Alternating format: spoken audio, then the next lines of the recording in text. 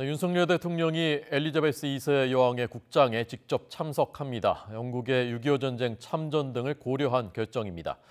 또 이 자리는 한반도를 둘러싼 9월 외교전이 시작되는 서막이기도 합니다. 박서경 기자 보도합니다.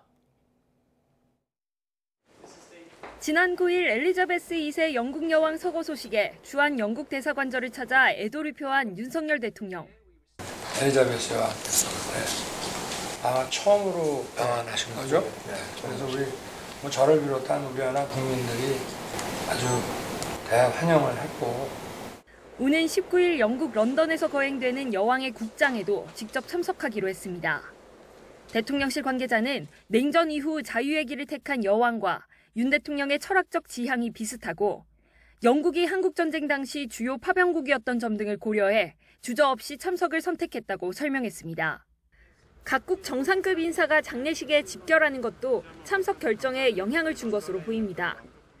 조 바이든 미국 대통령은 이미 직접 참석 계획을 밝혔고 기시다 후미오 일본 총리도 참석을 검토하는 것으로 알려졌습니다. 윤 대통령과 바이든 대통령, 기시다 총리는 이후 이달 중순 미국 뉴욕에서 열리는 유엔 총회에도 참석할 것으로 전해졌습니다. 그런 만큼 이 과정에서 한미 한일 정상사의 단독 회담이 성사될지에도 관심이 쏠립니다. 북핵 대응, 미국산 전기차에만 보조금을 주는 인플레이션 감축법 논란, 한일 과거사 문제 등 산적한 현안이 있기 때문입니다. 미중 패권 경쟁 속에 한반도에서의 외교 각축전도 예고됐습니다.